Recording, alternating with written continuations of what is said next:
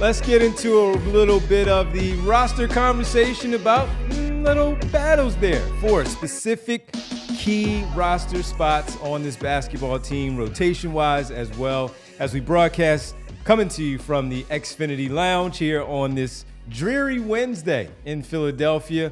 But we have some important things to talk about that are not dreary with these guys, these conversations. We'll get into it all right here on this day. Would you say it's not like a sauna out there It's today, not like a sauna Drummond? today. No, you it got is ice not. in the garage?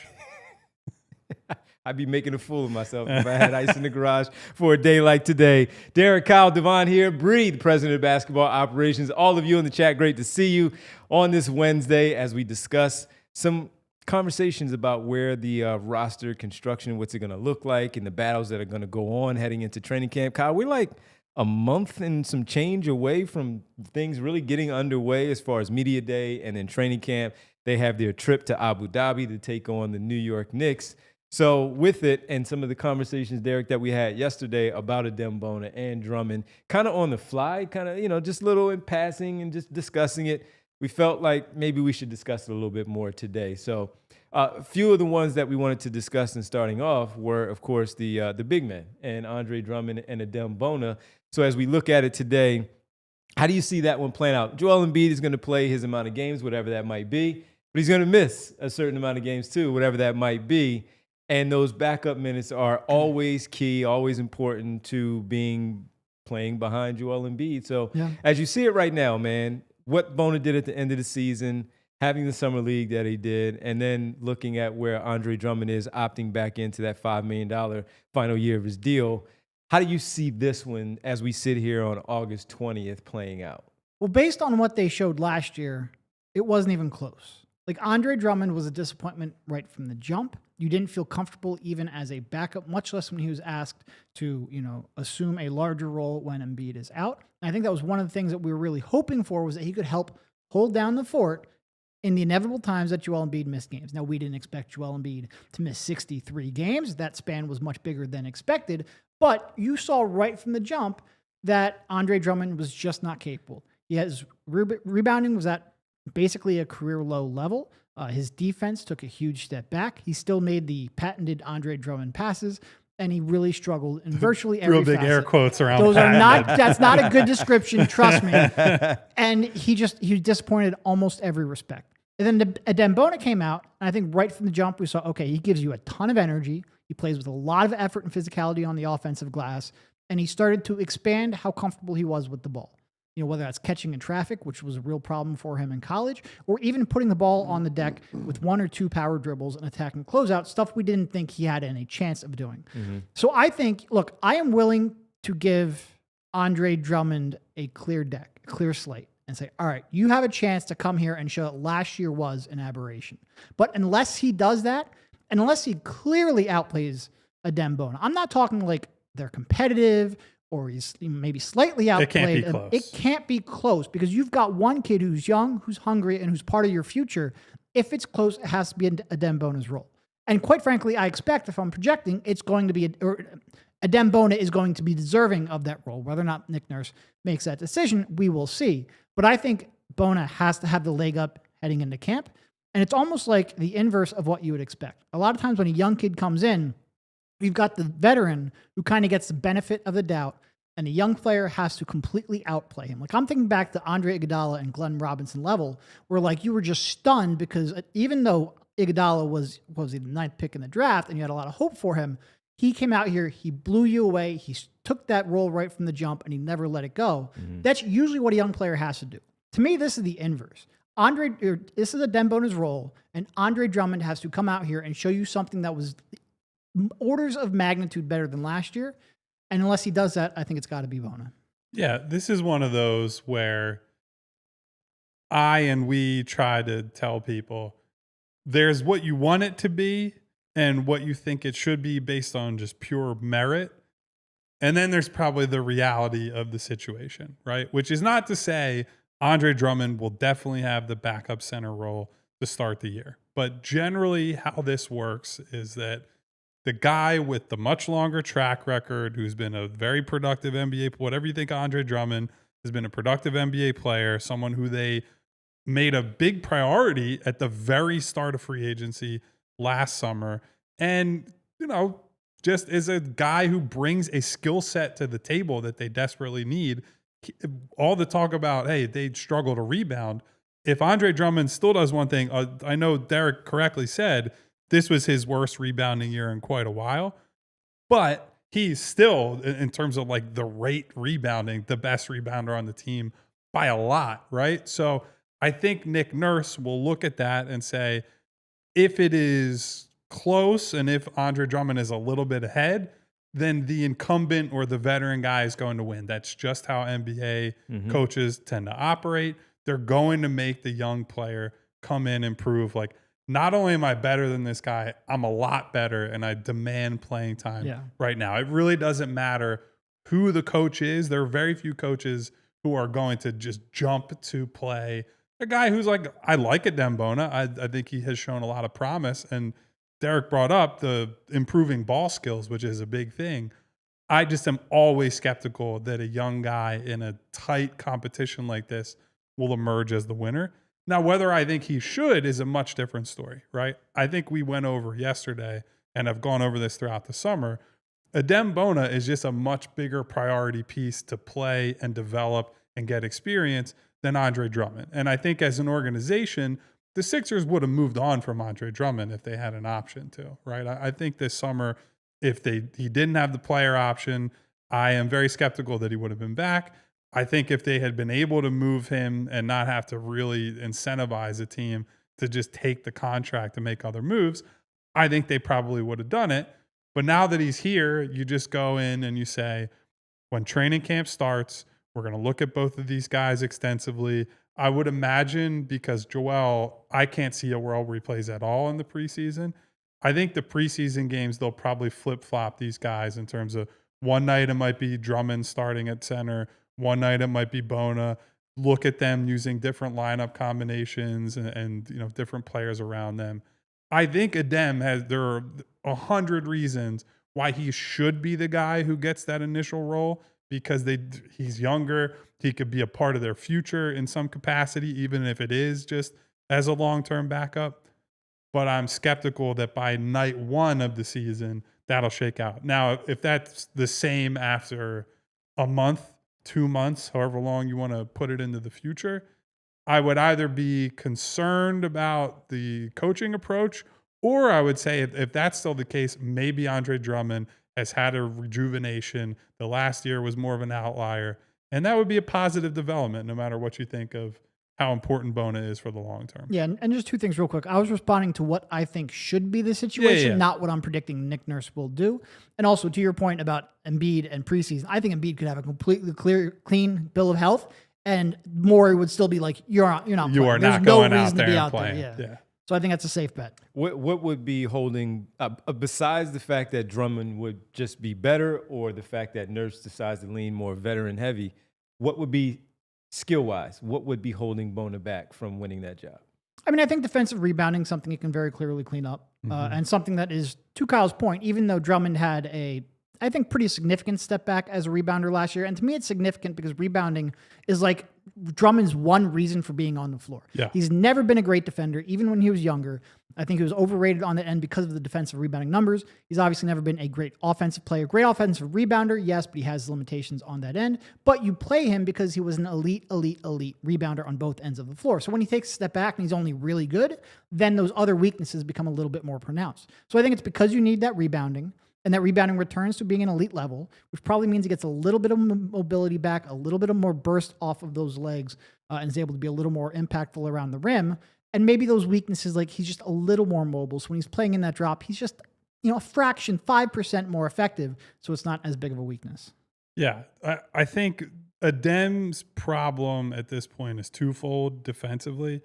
So when you go for every contest, right? And he did rein it in a little bit at the end of the year, but when you're trying to block every shot or close to every shot, you're going to commit a lot of fouls and you're going to take yourself out of position for a lot of rebounding opportunities. And the best big men, best centers are the guys who can strike that balance and find that middle ground where it's like, yes, I can block shots and yes, I can alter, even if you don't get a piece of it, right? You're just in the right position.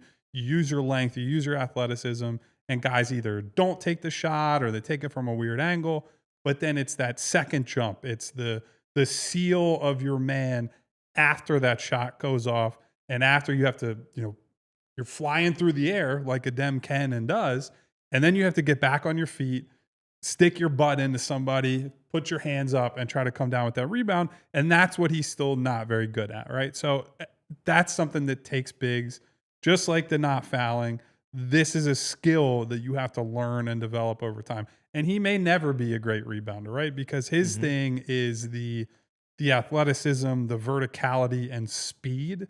That's how he's going to win. There will be bigger guys who are just going to be able to throw him around a little bit, right? Who can get lower, who are just stronger, who, just bump him with a shoulder, do nothing illegal, nothing, just, you're trying to box guys out, who are just able to seal him off. Like, that's going to happen, and you're going to have to make up for that in other ways. But he's going to have to clean up some of the mechanical or the fundamental stuff of playing the position and doing all the things that a center needs to do. I think he can get there. I think realistically, what do we think his ceiling is as a rebounder, as like a per game guy? Last year, in 15 minutes, he's averaging a little over 4 rebounds a game. Is he like an 8 rebound guy if he plays regular rotation minutes? Yeah, like a 7 or 8, right? 7 or 8 rebound type of guy. So it's not somebody, at least realistically, we're not looking at somebody who is going to control the glass by himself. He's got his own set of skills that he'll be the rim protector, shot blocker, and rim runner going the other way, right? Like, there's real value to that. But he's going to have to play with some guys who are better rebounders for their position. And right now, they just don't have those guys on this roster. That's something that probably is going to have to change over the long term. Just for reference, last year he grabbed almost exactly 20% of the available defensive rebounds when he was on the floor. And that's like right at the cusp of an acceptable rate for a center. Yeah. Not a good rate. Good rate would be like 25, 27, 28%, something in that range. This is kind of like acceptable for a big man. I'll just add this as we close out this portion of the camp battle between those two. The one thing that when you talk about Drummond, yes, he's a big guy. He has a lower base. He knows how to box out, and he does all those great things. Great rebounders also, and really good rebounders also know how to track the basketball. Yep. So if with all of those things that you're talking about with Bona, if he's going to stay on the floor, we know it's going to be the shot blocking. We joke about the 2K rating and all that stuff, but he is a pretty decent shot blocker as a young player coming into the league, and we saw that with the extended playing time. But for those rebounds, because he is so jumpy, and staying out of foul trouble, he's so jumpy. He just needs to understand much, much better where the ball is, the trajectory of the ball as the shot goes up, getting his positioning, but also I am going to beat my man or the other man that's maybe trying to get around my teammate and tracking the basketball and squeezing the pill and making sure that it's his and only his. Or allowing his teammate to get it because he made sure that he cleared out some of that area space for Kyle to sneak in or Derek to sneak in and just simply grab that board. I'll sneak in as and a team rebound. I'll be like a fly getting hit with a swatter trying to rebound with these guys. We all got our rebounding work done before the game, man. I was a good rebounder effort. against people who are my level of athleticism and height growing up. I am not a good rebounder against NBA guys. But you boxed out, and he needs to box out,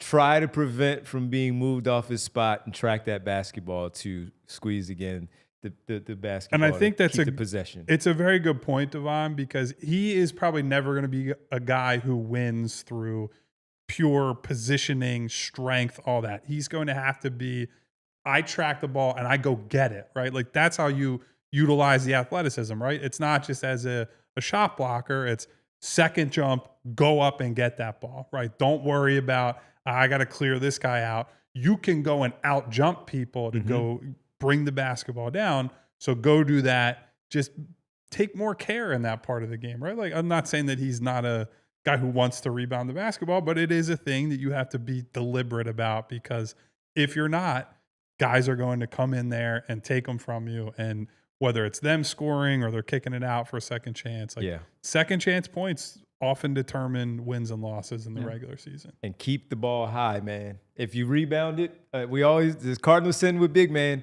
stop bringing the basketball down, because keep it high. He has shown that his hands not the best and sometimes not the strongest, and those guards and those wings get in there and swipe the basketball out. He's only a second-year man. Maybe he improves from year 1 to year 2. And maybe we're not surprised with the ultimate outcome of Bona possibly being out Drummond in the roster battle. We'll talk about that, I'm sure, as we get closer to the season. We'll also talk about a few more that we're going to get on the other side. Some guard that's just holding up a lot of stuff here in Philadelphia. We think he'll be back, but man, just do something. Something. Maybe stop posting stuff on social media, and that's not enough for us to talk about. We'll get to him on the other side. We want him back. Come on back. Q. It's the PHLY Sixers podcast here, presented by Rothman Orthopedics. And with that, once it's done, I think most people, including him, just have a big smile. Have a big smile on your face, and you see those good teeth, those pearly whites, and your smile says a lot. So let me introduce you to the team that helps you say exactly what you want with your smile, and that's meeting the great people from Do That Dental Group. This is the team trusted to care for one of our city's greatest assets. It's the Philadelphia Eagles, now entering their 5th season as the official dentist of the Philadelphia Eagles. Dr. D and the team have proudly served dozens and dozens of Philadelphia, the community, and its fans for over 20 years. They do it all from robotic implant surgery to Invisaligns and veneers, emergencies, and so much more. Locally owned and operated, Dr. D is a proud graduate of North Penn High School and Temple University School of Dentistry. His commitment to the health and confidence of our community runs deep. And when you know football, you know that, yes, they do have those mouthpieces, those mouth guards, but sometimes, hey, it happens. You get your teeth knocked out and you need to get them fixed. Well, that's where Dr. D comes in. Whether you're an MVP or a lifelong fan, this is the team you want caring for your smile. Check them out at PhiladelphiaEaglesDentist.com and discover how you can smile like the birds.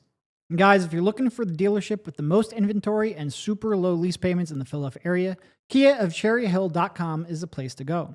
Choose from over 450 new Kias, including Tellurides, Sportages, K5s, Carnivals, Seltos, Souls, and more. Kia is the hottest automotive brand in the country for a reason. 7 other models received a 2025 Car and Driver's Choice Awards, which is amazing considering there were more than 450 models tested and only 20 models industry-wide received this award. Combine that with the best warranty in the automotive business, a 10-year, 100,000 powertrain, and 5-year, 60,000-mile bumper-to-bumper warranty. Stop in today, tell them PHLY sent you, and receive a $100 Restaurant.com gift card just for taking a test drive or completing a trade appraisal. I know people buy Kias elsewhere. I just don't know why. No clue. Drive home in your new Kia today, just minutes from all bridges, available online 24/7 at kiaofcherryhill.com. Welcome back to the PHLY Sixers podcast here, and let's talk about the big deal. Presented by Cherry Hill Kia that Derek just brought up. Let's talk about them. And as Derek said, I know people buy Kias elsewhere. I just don't know why. Let's get to it, Kyle. Quentin Grimes, the big deal. He's still the big deal. The lonely nation turns its eyes to you. Still Quentin the big Grimes. deal. And with the big deal, we kind of pencil him in. He's going to be the big deal until October 1st at yes, this rate. he is. And you said it. I give you guys credit. You guys said it. Don't hold your breath on this when free agency got underway. This is going to take a while. Man, this is taking a while. Yeah. We are 2 months in, and he has still not done anything as of yet, except for post things on social media. That's okay for him. Now, with that, though, the big deal that he has not signed yet, yes, but it's also, we pencil him in kind of in that 4th or 5th starting role as that shooting guard, along with Kelly Oubre. I'm sure we'll talk about him a little bit later. Mm-hmm. But he may have a little bit of a battle there in camp, because while he had that runway at the end where he could showcase his skills and put up those numbers that he did to ask for what he's asking for, to feel like he's worthy of asking what he's asking for right now as a restricted free agent, Jared McCain and VJ Edgecombe are some hungry young guys that want to come in and make sure that, in McCain's case, that it wasn't a fluke, those 23 games of what we saw. And VJ Edgecombe, I am the number 3 pick. I'm worthy of these minutes as well, and maybe even a starting role. I'm going to come in and I'm going to attack these veterans and let them know that I belong. This is going to be an interesting camp battle. The big deal right now is he's unsigned. How much of that, while he is working and camp hasn't started yet, but some of the things that we've discussed about the chemistry and the camaraderie building with those two, they're going to be battling him. Yeah, and look, I think the big question here is, if/when Quentin Grimes eventually comes to an agreement with the Sixers, just how big of a priority is he, right? Like, how much do you emphasize what he brings right now, what he can potentially grow into over the next 2, 3, even 4 years, depending on the contract, versus how much of a bigger priority is Jared McCain, is VJ Edgecombe, right? Because straight up, Quentin Grimes is a better, more complete player right now than those two. He's been in the league for 4 years, so he's gone through the ups and downs. He's become a better defender. He's shown that he can work as a role player on a good team. He's shown he can work as a guy who can scale up on a bad team, right? Although I don't think it had much to do with them being bad. It was just he takes the opportunities and he runs with them, right? So how much belief do the Sixers truly have in Quentin Grimes?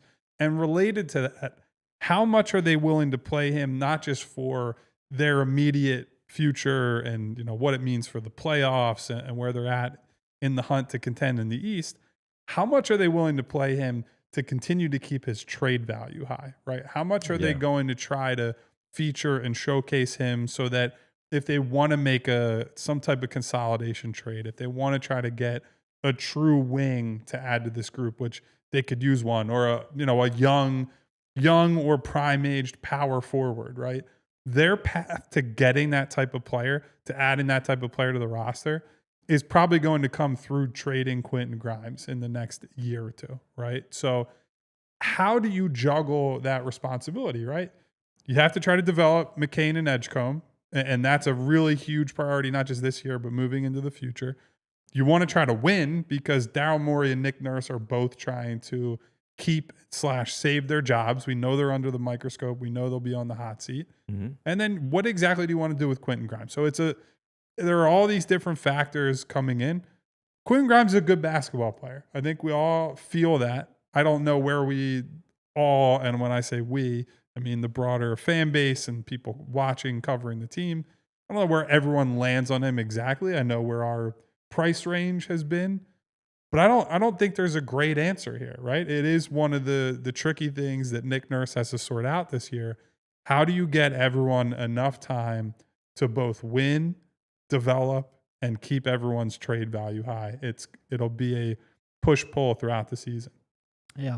The way I phrased it, because we're doing a roster battles thing with my tweet, it is Quentin Grimes versus CBA. Because right now the CBA is just doing him no favors. Like we all know that there's just outside of Brooklyn who can still create a little bit of cap space. There's nobody else to really be a threat. Brooklyn hasn't shown any real inclination to go out there and try to sign a and even the Highsmith deal just ate into that as well. Yeah. So it's like, Quentin, what are you waiting on? Like, what do you think is going to fundamentally change the situation? Or are you just eventually going to accept the reality of the situation? Kyle brought it up before the show. He has until October 1st if he wants to accept the qualifying offer. That is something that could be pushed back if both sides agree to it. But yeah, it is, he is a player who I think has a lot of value to the Sixers on the court as a trade chip. And again, just because I acknowledge that he has value as a trade chip doesn't mean I think he doesn't have value on the court. In fact, he wouldn't have value as a trade chip on a 3 or a 4 year deal if he didn't provide value on the court. Yep. I think he's going to be back. Nobody really has any idea what that number is going to be. As the last month and a half, really more than that, 7 weeks has gone on, his leverage has decreased. So I think we feel more and more comfortable that he's going to come back on a deal that is beneficial to Sixers. I do wonder, like we all talk about 4 year deals, I wonder if like a 2+1 where he has an option to opt out doesn't make the most sense so he can get back out there when he feels like there is a better market for him. But on the one hand, I don't feel like we're anywhere close to any kind of resolution. On the other hand, I don't know what he's waiting on because nothing's going to change that equation. Right. There's no other resolution. There's just no domino to fall. No. This is what it is. And we're in late August at this point. Yeah. And we were okay. Like, all right, let's it is wait 72 and see. degrees out here. It's not even a hard pot of summer anymore. Let's see what's happening around the landscape of free agency. Free agency is over now.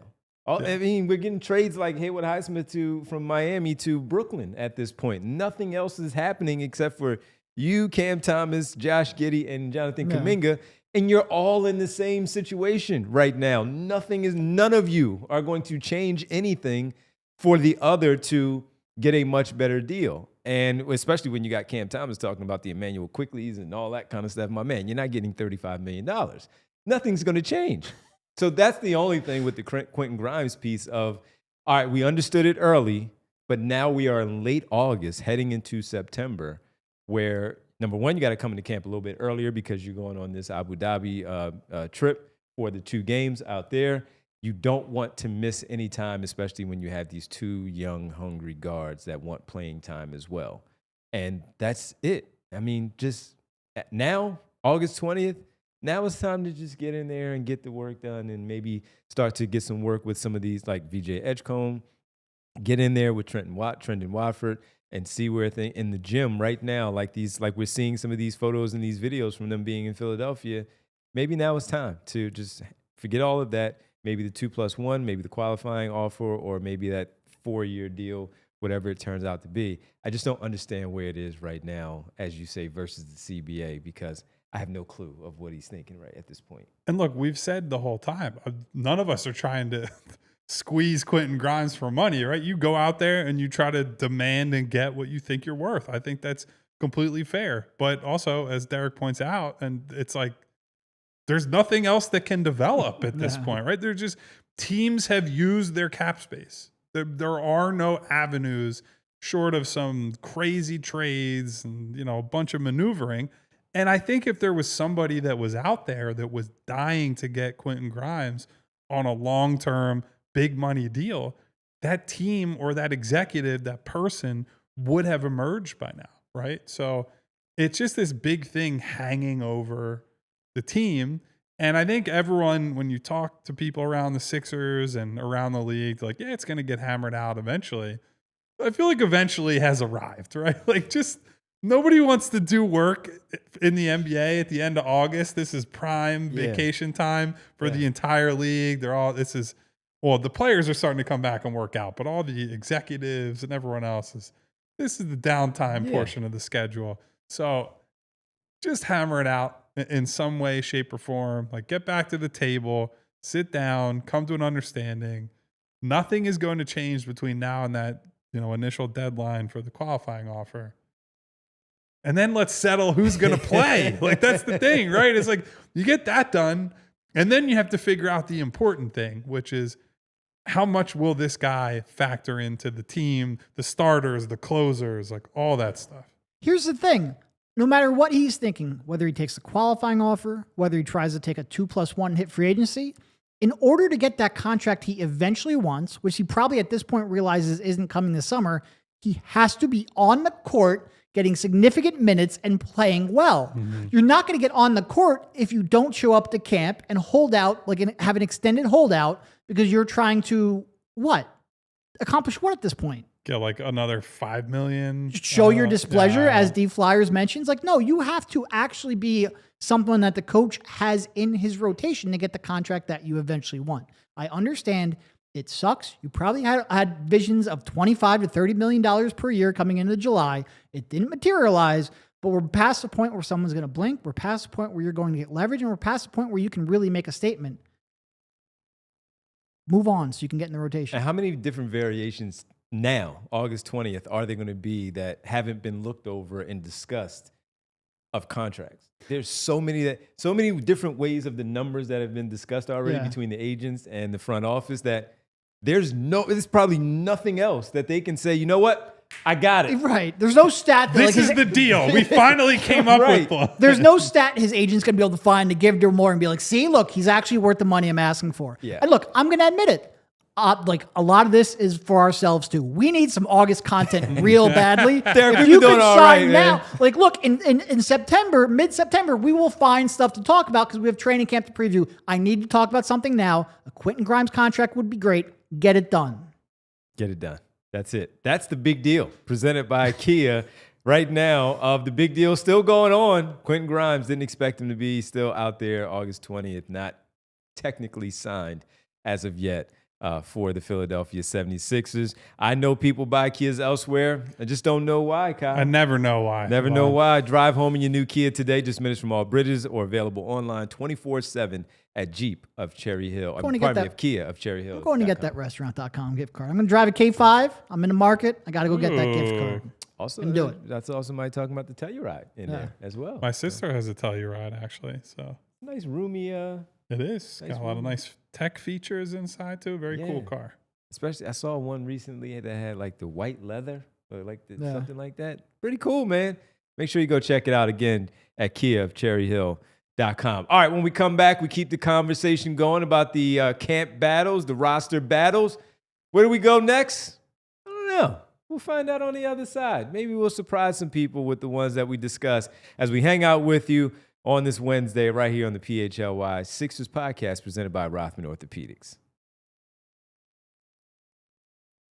All right, gang, got to tell you about the good people from Parks Casino. Maybe you're driving in your new Kia and you say, you know what? Let me go drive to Parks Casino right now and check out the folks. Let me go check out a good show here at the Excite Center. One of the many things that I love about my casino of choice is the great entertainment that is there at Parks Casino. It's Pennsylvania's #1 casino, and it's close to Philadelphia, located in Bensalem. All you have to do is take the Street Road exit off of I-95 and the PA Turnpike, and bam, you are right there. The Excite Center is the state-of-the-art entertainment venue located inside Parks Casino, named one of the best places to see the country's best comedians and music headliners in the country. Visit parkscasino.com to buy tickets for all shows. You can even pregame the shows at their amazing beer garden, where it's a great view. You can sit there, have a nice drink, nice little meal there, play some pop culture slots, roulette, cards, and other table games you love while you wait for your show, this show that you purchased your tickets for, to get started. So I've been there. Many people here at PHLY have been there. Now it's your turn to go and find some great show, great entertainment. Hit the floor for some of the great games that they have as well. Parks Casino, this is how you win. You must be 21 and over. Gambling problem, call 1-800-GAMBLER. And guys, maybe you head to Parks Casino and you hit it big, right? And you're big. looking to make a big purchase. Let me tell you about the legendary Ford F-Series, the best-selling truck in America for how many straight years? 48 straight years, Devon. Unbelievable. The F-150 blends work-ready toughness with modern-day tech and luxury. 6 different powertrain options. They have a hybrid option, a fully electric Lightning model, 3.5-liter Power Boost hybrid V6 that delivers 430 horsepower and amazing towing capacity. The Ford F-150 has best-in-class towing. You can put up to 14,000 pounds behind that sucker, depending on the configuration.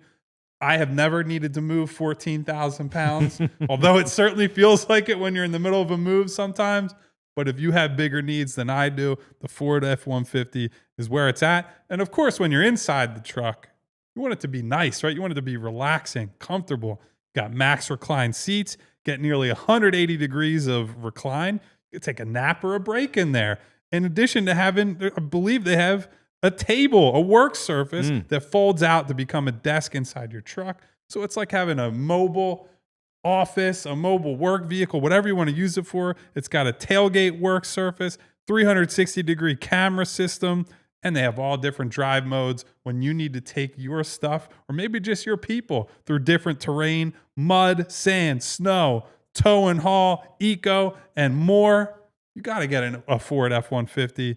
Plus, they have extra cab options, the regular, the super cab, and the super crew, and bed lengths that fit your needs. For more information, visit your local Ford store. Welcome back to the PHLY Sixers podcast here, presented by Rothman Orthopedics. Let's head now to the wing position. Talk about this one a little bit there and what that one might look like. While we always talk about, and we mention Grimes in there sometimes, and we discuss Paul George. Let's talk a little bit, though, about Justin Edwards and maybe some Kelly Oubre conversation going on at camp.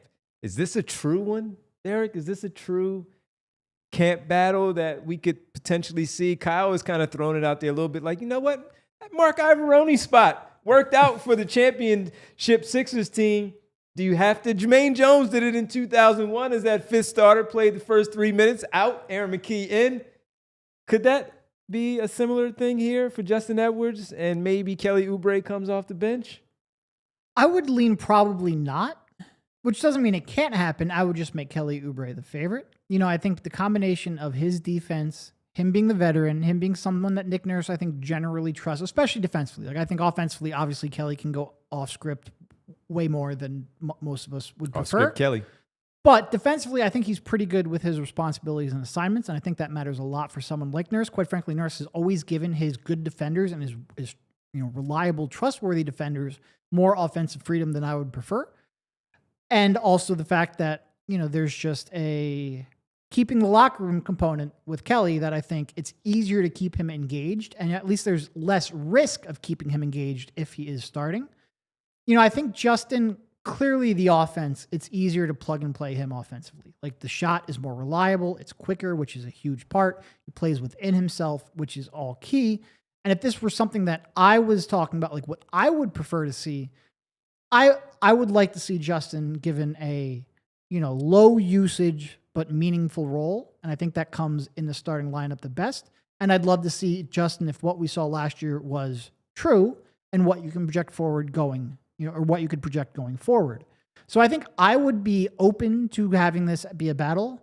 If I was predicting it, I think Nurse will lean Kelly. I think so too. And here are the main points in Kelly's favor. Presently a better defender than Justin is. Yeah. Better rebounder than Justin is. Like, has pretty consistently on the wing been a average to good rebounder for that spot. That's an important thing. And as a self-creator, although you don't necessarily want Kelly, dominating the offense, as someone who can put the ball on the floor and get to the basket, Kelly is just ahead of where Justin is, right? Now, are all those things the most important things for this team? I would say the first two are. I think this year is when Kelly's self-creation should be at the lowest it's been since he's been in Philadelphia, right? Because they have all these guards that you would prefer to have the ball in their hands in some way, right? Certainly Maxey, certainly McCain, certainly Quentin Grimes, and also VJ Edgecombe, right? Like we saw a lot of awesome creative flashes from Edgecombe. Then you add on Paul George, then you add on Joel Embiid. So Kelly's ability to break a guy down off the dribble, get to the basket, use the first step, which is still very good, is just not going to be as important and not going to be as emphasized, I would expect, on this team. So what you need from that guy at that spot is reliable shooting. That's been Kelly's biggest problem in Philadelphia and frankly for a lot of his career because he does a lot of the other stuff well. And how close can Edwards make the defensive gap, right? Like, can he shrink the difference between those two as defensive players at some point this year? Because there is a larger than I think people realize gap between those two right now. Some of that is just, Justin Edwards as a rookie wing getting thrown into the mix in a messed up year where he doesn't have a lot of supporting help. You're having to check, top assignments. That's tough. I think Justin also, the switch was kind of off and on at times last year. That's something that he's got to learn. That was one of Kelly's big strengths last year was despite all the nonsense that was going on, he was very competitive on that end and was bought in. So how close can Justin make that? And frankly, if Kelly comes out and shoots well, it'll be his job to lose, right? Yep. And he is a streaky player. He will go through weeks where he's going to make shots. It's not going to hold up over the course of the season. He could come out and shoot 40% from three for the first 2 I'm months. Not saying I'm that, still fading we're going to jump believe shot. that he's suddenly, Klay Thompson or whatever.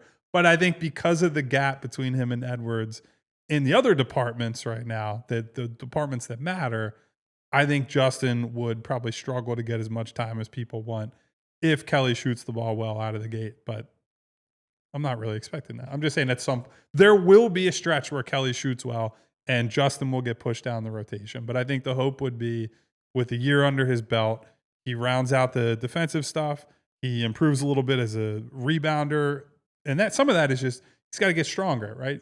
Put some weight on the baby fat. You lose the baby fat as you're in the league for a year or two. Mm-hmm. So we'll see. But yeah, obviously I want to see Justin play quite a bit. And I think he will look better in this setting with more talented teammates than he did in Summer League, where he's getting asked to do things that they just don't or won't want him to do with the big club. Yep. All right. Appreciate that one, man. That was a good one because I do want to see how Edwards comes into now.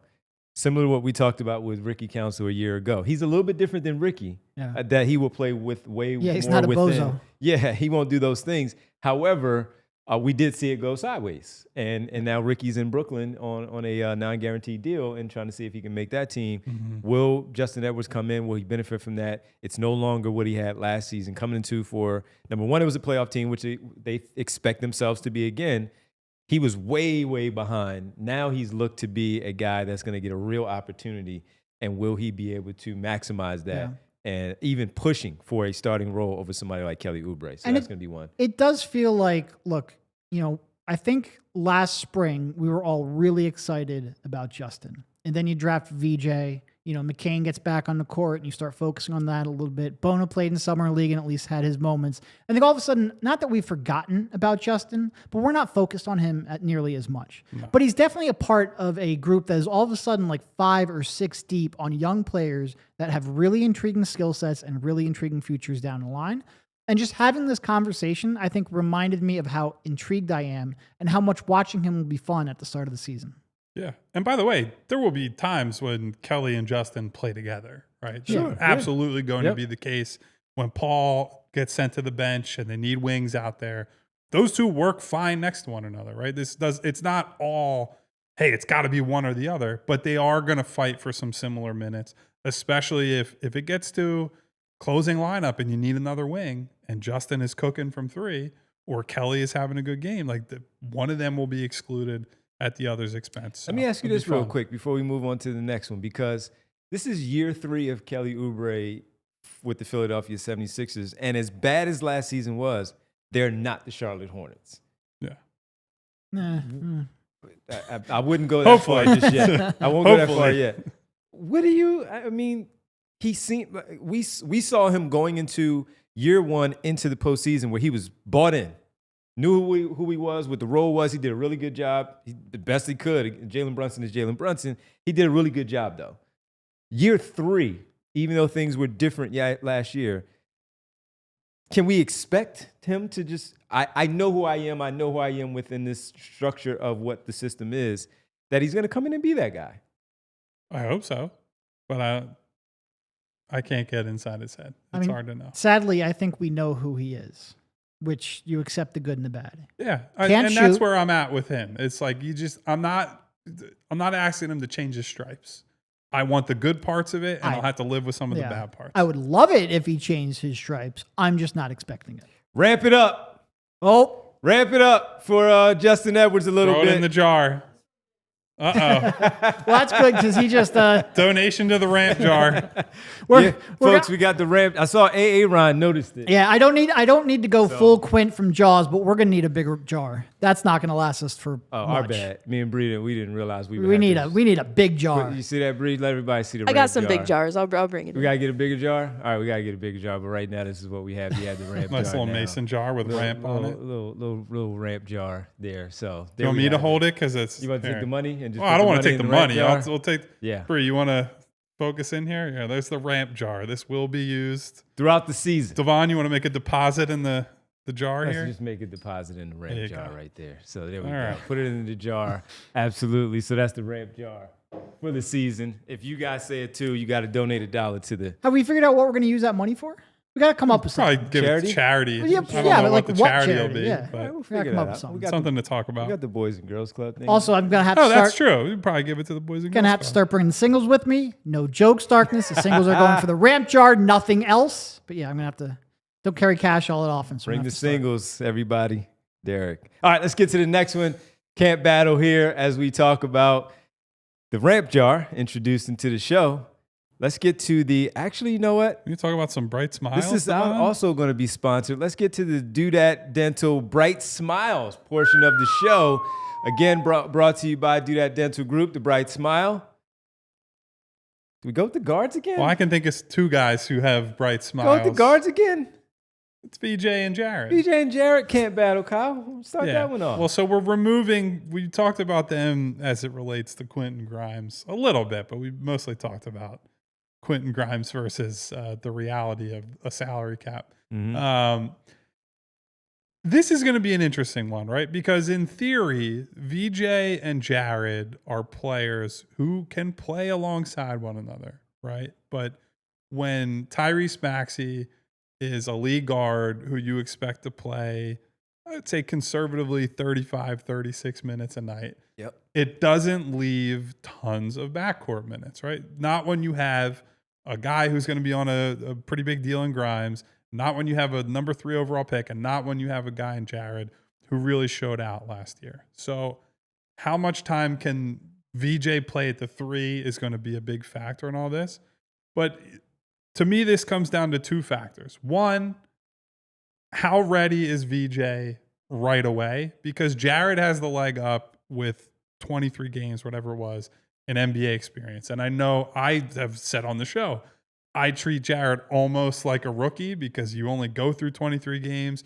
You don't go through the whole grind of the season, pick up the extra bumps and bruises, play through fatigue, all that stuff. So he will go through some of the same rookie stuff. But Jared understands, including the rookie duties that he told us that Kyle Lowry said he still has to do. Yes, which that's nonsense. I disagree with Kyle Lowry on that one. So do I. So, but Jared will have to come in and prove less or think less and adapt less. Right. The most important thing is he saw what NBA speed looked like. He saw what NBA physicality looks like. He understands to a better degree than VJ. Here's how I get my shots off. Here are my spots. Here's how I play off of Tyrese and Paul, and to a lesser extent, Joel. And VJ's got to go through all that, right? Which is not to say he's going to have to take the whole year or half a year or whatever it might be. But Jared, just in terms of readiness, will be ahead of him.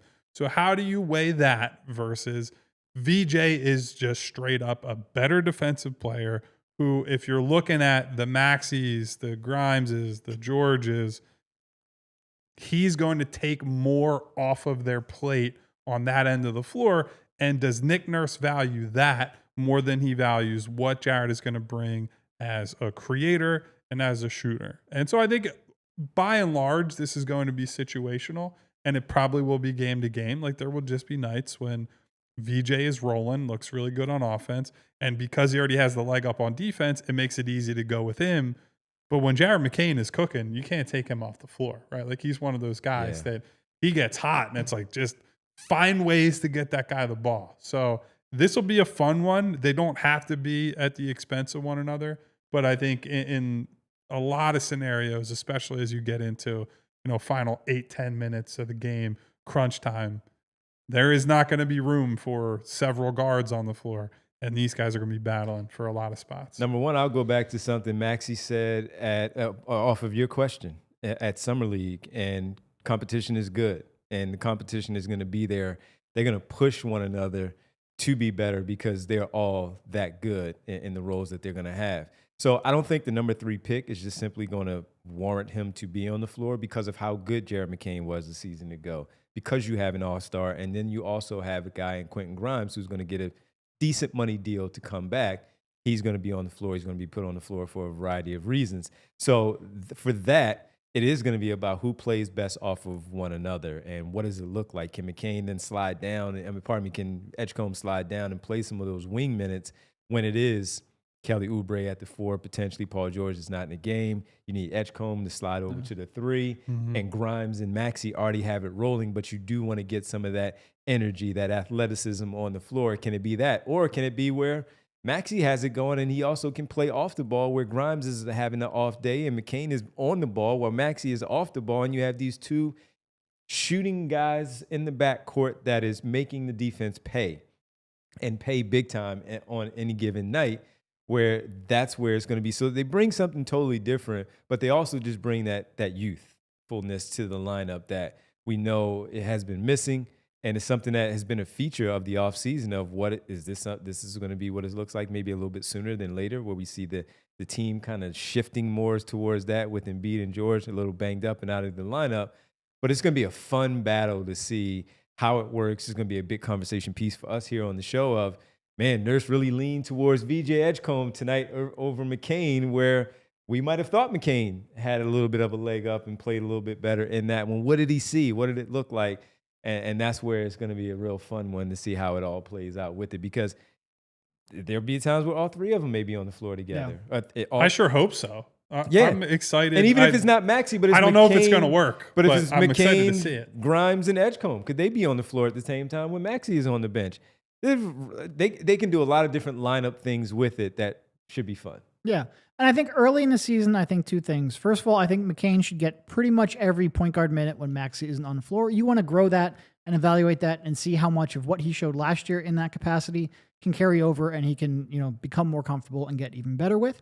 And that'll open up 13 or whatever minutes per game plus injury time for McCain, knock on wood, not that this team ever get injured, but that opens up a little bit of time there. And I do think you end up playing Grimes and or VJ at the 3, probably more than you're comfortable with, in part because that's just getting your best players on the floor, but in part because that is also something you want to evaluate. You've got so much invested in those guards, a lot of guards who are mostly geared towards 1 and 2s.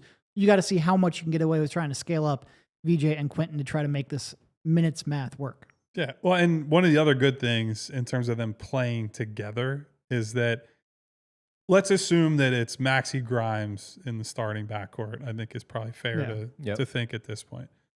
If Jared and VJ come off the bench together, either one of those guys at any given time can essentially be the point guard, right? Because we've already seen VJ in Summer League when you put the ball in his hand, VJ with the Bahamas, VJ some with Baylor.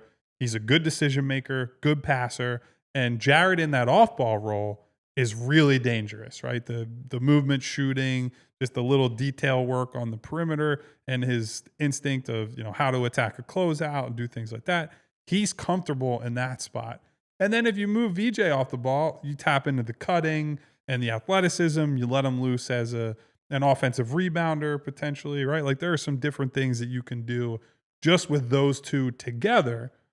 But yeah, it's just natural that eventually there will be times when it's like only one of these guys can play real minutes tonight. Yeah. I'm curious to see, too, with that second lineup, that second unit that you discussed, if we include Bona in that, how much of that is whether there's a make or a miss, push the pace? These two guys they are running. They are running. Get up the floor and let's run because those two guys can do that, including the center. If he's you're going to see, Devon, that I know you're going to love? Some transition lobs, baby. Throw it up, baby. Let's get it done. McCain to VJ to Bona. Like, there's just a lot of... Let's have at it. Yeah. Let's have at it. Good stuff. And that is the Bright Smile Do That segment of the day. Again, if you want to make sure that you are caring for your smile, you check out PhiladelphiaEaglesDentist.com, and that is the Do That Dental Group with the Bright Smile of the day. Your 2 young future guards here for the Philadelphia 76ers. Our final battle here. 2 newcomers. I've also added in the third that I wanted to ask the guys about. Okay. And that is the front court. Trendon Watford along with Jabari Walker. Can we add in Janai Broome in that conversation? Sure. Yeah, I think it's fair to throw him in there. I honestly feel like I'm forgetting Janai throughout the offseason a little bit. So yeah. So the final camp battle there, maybe with that front court help there at the 4, but also can at least get 2 of them to maybe play some small ball 5 minutes. How do you see that if you want to start with the 2 and then shift it to the 3, however you want to do it, but those 3 guys in particular? Right now, I guess I would probably lean towards, from Nick Nurse's perspective, probably Watford, just because I think he's proven the most in the NBA. I think that's probably where I would lean to, just because I think he has such a unique skill set. I want to see what that looks like with this personnel and with this group of players. Now, Kyle's expressed some concern. You're not obviously going to let him initiate as much as he did on bad teams. The shot, although he's made it at times throughout his career, is pretty slow, needs to be opened at low volume. There's all of that. It's true. But I do think it's just intriguing. Like, I am a sucker for guys whose decision-making I trust. And I think Watford is one of those guys. None of them are perfect by any stretch. Otherwise, you wouldn't have gotten them on a minimum, on a 2-way, and with a second-round pick. Janai, you've got plenty of time to evaluate him. And he's got to show that what he showed in Summer League with that shot is legitimate, because quite frankly, the rest of his game didn't look like it translated all that well. The catch-and-shoot shot, which, again, something in college he was creating more than he will at this level. So you understand he might have been a high 20s, low 30s in college. He could be better than that in the NBA. But he's got to prove that. He's proven, obviously, as a rookie, second-round pick rookie coming in the league, he's proven less than any of the other 2. But summing it up, I would probably lean Watford first and then go from there. I think this will come down to Nurse's philosophy on this spot, right? I think Watford is very clearly the offensive upside guy, right? And Devon has made this point many times, but what does that skill set look like when he's just got more talent around him, right? How much more does his decision making and the playmaking and just the like game sense, game intelligence matter when he's got Maxey talent wise, but also just the long history they share together, right? And they're in the gym right now working together. So I think there's some extra incentive when it's one of your best friends to be like, I want to play with this guy, right? So there's going to be a connection there on top of the passing, playmaking, intelligence. And how much, if you're Nick Nurse, would you skew the other way and go, look, Jabari Walker, not a very advanced offensive player, but I know he's going to rebound. I know he'll defend. And if he hits the occasional spot up three, that might be enough, right? Because they need the rebounding. They need the type of things he does in the front court. I think it's a clean projection, right? He just does the stuff that they need to do. I don't know that the upside is there with him in the same way as Trendon Watford, and I think the difference in the minimum deal versus the two-way probably reflects how the league views those two. But we'll see how Nurse goes. And then Broome, I'm not expecting to be – I would say he's probably going to be a G League guy for a good chunk of this season, at least the early part of the season. But as we said, dating back to draft night, I question the fit. I question how he projects to the NBA level. But on a certain level, you have to say everywhere the guy has played up to this point, he has found a way and gotten it done.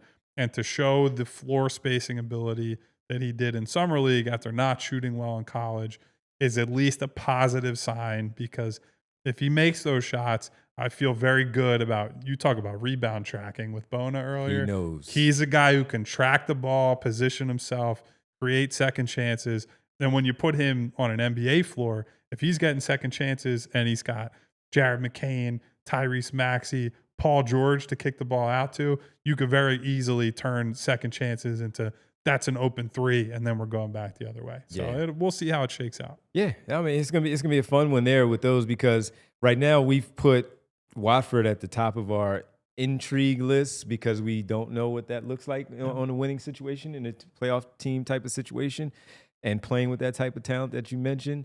And then the Walker piece is just, all right, he got out of Portland, man. They're always stuck in that one spot. What is Portland doing? They're really, really guard heavy. And while the guard heavy is here, there's room for that 4 spot to add some rebounding, add some height, add some athleticism that they talked about in the offseason. He's still very young, and he can provide a lot. So, and then the Broome piece, they valued him with a 4-year deal for that second-round pick. And while he'll spend a lot of time in the G League, you know he's going to be up here for some games as well. And T. Harris brings in Dominic Barlow as a guy on the two-way that could also, he showed some really good things in Summer League that could at least make it, the competition is going to be good in practice. 100%. And that's the thing that you really want to see. So the front court battle is going to be an interesting one. We'll see how that one plays out. It's a little bit more under the radar because Watford is more all by himself, if you will. But when you include the fact that should Walker warrant some more minutes, and should we see a little what if Broome plays well in training camp and he pushes for a little more minutes in summer in the preseason, and then we're talking about why is he down with the G League instead of maybe getting a little bit of early run to see if that all works out. Barlow mentioned by T. Harris as well. We appreciate it. So with that, we're going to get to a couple of news and notes here before we say goodbye, but we want to make sure that we tell everybody that we are going to hit a little bit of quick overtime here at allphly.com on the television side, the FAST channel. Thank you so much as always. If you want to continue to watch the show, hear your name called on roll call, head over to allphly.com as well to finish things out. All right, starting off with news and notes, Kyle. The one that we wanted to make sure that we brought up was a new role for someone in the organization. Oh, yeah. With the Delaware Bluecoats. Mm-hmm. Also has a job with the Philadelphia 76ers in a role in the front office, but now is taking over with the GM duties, according to Mike Scotto, our friend of the show from Hoops Hype. The Bluecoats GM is now Ariana Andonian, is how you pronounce it? I believe that's how you pronounce it. I think you nailed that, Devon. Yeah. Thank you very much. New GM for the Bluecoats, keeps her role with the Philadelphia 76ers as well in the front office. What do you think about that? Well, so I will be honest. I have not talked tons with Ariana. She was actually at a media event. We were out out in Las Vegas, but unfortunately did not get to spend a lot of time talking. But she's been a quick riser, right? I believe she previously was with the Houston Rockets and the Memphis Grizzlies. I think she was hired by the Sixers last year, a couple years ago, sometime within the last couple years. Mm-hmm. So I think the interesting thing is that she was able to retain the VP of player personnel role with the Sixers while also getting this role, right? Because Jameer Nelson, who got promoted this summer, previously was the Blue Coats GM. That was his one and only job for the time that he was doing that. That was after he had been promoted from different scouting roles he had with the organization. So they clearly think very highly of her. And she was only in, I think she was in college like 5 years ago. So No, she's I think she's like 30. Like she was at the Athletic a year ago maybe, did a 40 under 40 of NBA personnel, and she was in there. Yeah. So very fast riser, and congratulations to her. We'll see what she does. The Blue Coats, frankly, if you're looking at positives for this organization, they have been a well-run, pretty consistently good G League team. Now, how much emphasis you put on the G League is up to you. I tend to not think about it a whole lot. Maybe I should, but it has been a place where it's a good proving ground for people who have higher aspirations to, work the big jobs within the NBA. They get their feet wet. They get to, manage the team down there. So congratulations to Ariana, and hope she and the Blue Coats do well. Yeah. When you rise that quickly, going from organization to organization to organization, and she went from the Rockets, and I think she went back and got an MBA from Duke, and then went for the Grizzlies and went here. And she just rose very quickly at every organization. When that many organizations in a row keep promoting you, you're probably doing something right. Yeah. Absolutely. All right. Congratulations to Ariana. And with that, as we move on to one more, this is more of a national thing that I wanted to bring up. I was hoping we get to talk about Superbad again, but can't have the anniversary of the movie every day. Looking at, I think we all, I think we all grew up just fans of watching SportsCenter and certain guys. Rich Eisen returned. Very cool. It was pretty cool. And apparently he got one of the highest, just below his final episode, his final broadcast on SportsCenter, and might come back to do special ones throughout the year as well. So this is part of, they bought NFL Network, and that's why this happened. I didn't look too much into it. I will say the thing that I was so glad that he did a brief segment with, it was like the retrospective, him and Stuart Scott, and paid tribute to him, because that's what I remember. That was like the SportsCenter I grew up watching, was Stuart Scott and Rich Eisen, and just like, I won't say no nonsense, because, and I mean this in the best way, right? And Rich used some of Stu's old catchphrases like booyah, and what was, God, I'm forgetting the other one he used. Was it Pookie Ray Ray and them? He said that on the, so it's like a bunch of these that Stuart Scott used to say back in the day. And I just remember hearing that they were very professional, but had fun. And like, to me, that was what sports were about, right? You turn it on, you see all the highlights from that day, and they just have a blast while also just delivering the news. It was no nonsense. So it was very nostalgic for me. And I'm glad that in the way they did it, that Stuart Scott was able to be a part of that, because I know that obviously him and Rich were very close. Yep. Do you remember when T.O. challenged him to a 40-yard dash? Did he ever follow through with that?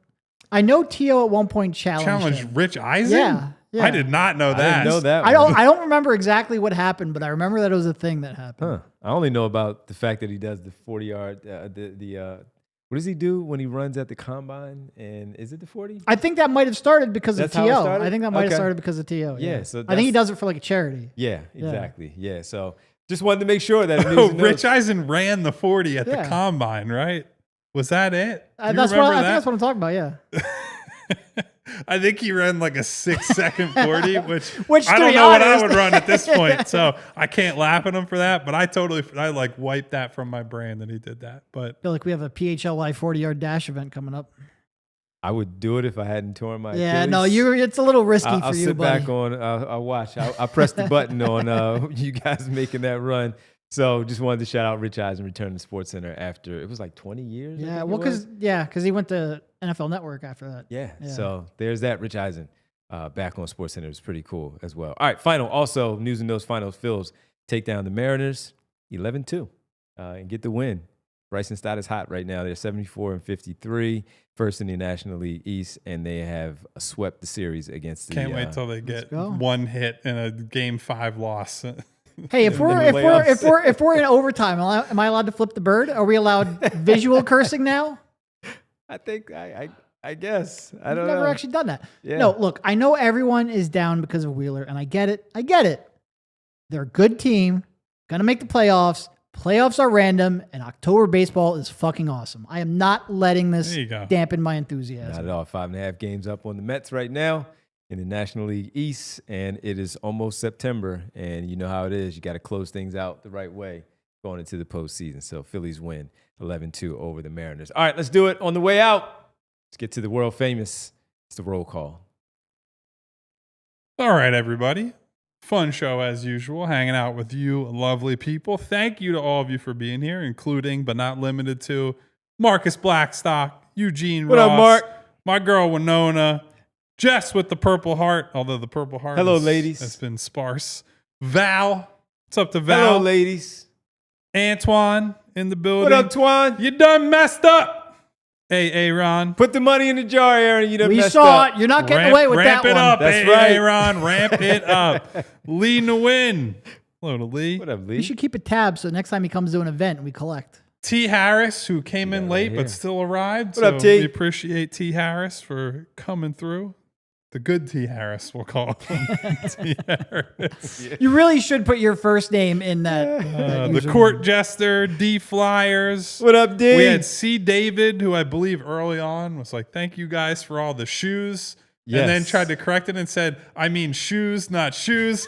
But I understand what you meant, buddy. And then you cleared it meant up shows. and meant the shows. Thank you, C. David, for checking Thank you, in. C. David. What up? We love you for checking in. I completely missed that. It was exchange. really fun. Yeah, it was funny. At the very top of the show. Provolone John checking in. B Night. B Night. What happening, What's B up to Night? B Night? Winona's alter ego also, because she's got the, I don't know if one's her phone and one's her computer or like how it works, but another shout out to It's Winona. Ty Harris. Yeah, no, I'm just saying put it in your username so you're not mistaken Now for we the other know, guy. though. It's Yeah. Ty. We know We that got it's, it. yeah. He's mentioned before. Yes. Yeah. Thank you, Ty, for being here. Yams, thank you as always. Devon Givens, who's that guy? I don't know. First red shirt checking in today. First red shirt. Thank you to Jay of the Jungle. Got Thank the red you. shirt right here. Thank you to Mom. Hello, Mom. Hello to Mom, as always. Thank you to all of you. Please hit the subscribe button, hit the bell icon so you get notifications each and every time that we go live. Please hit the thumbs up button to say shout out to the late Stuart Scott one more time, because The best. the legend himself. What a guy. But also to say thank you to super producer Bree for holding it down. On the other side for us, we'll be back again tomorrow at 3 p.m. as we are every day, Monday Yes, through we Friday. will. Do we want to announce what that show's about? Oh, yeah. Let's do that. Tomorrow, the plan was we are going to do an Ask Us Anything episode. Doesn't have to be about basketball. It could be about anything you want to ask us about, Anything. obviously within reason. We're not going to be complete We're not getting buffoons. fired to make you Not happy, going to get right? in trouble, but any questions that you might want to ask us that could be Sixers related, but could be related to anything you want it to be. Movies. Super bad, TV, other sports, getting in trouble, family, friends, What whatever kind of it pants might do you be. have on? If I you're don't in the know. Discord, I'm going to set up a thing I within actually the Discord. just created a Oh, there you go. 76ers mailbag So channel. our Discord members, our diehard members, you can submit these questions within that section of the Discord that Derek just set up. If you're not in that Discord, and you should be, you can send tweets to us at PHLY_Sixers. Send them in. We'll probably send a post so that you guys have some time to think about it. So send those in, and tomorrow we're just going to spend an hour answering your questions. Answer Until your then, questions. Yes. we'll see you then. Goodbye. See ya. We all silly like the mayor.